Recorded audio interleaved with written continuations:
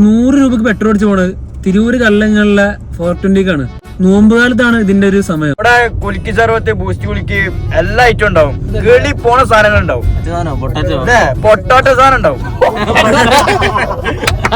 ആദ്യം തന്നെ സാപ്പിക്ക് full charge soda കുടിക്കാൻ ഒരു പൂതി.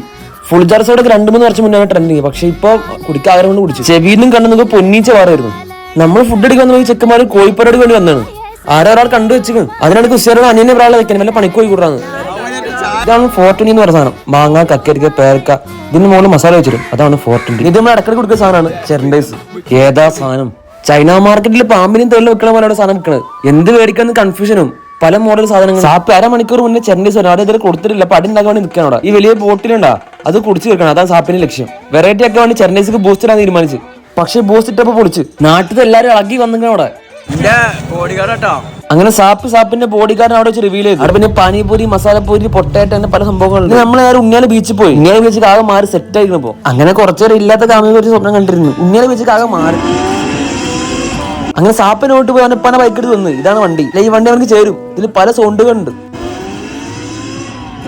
ബാക്കി അടുത്ത വീഡിയോ കാണാം. ബൈ.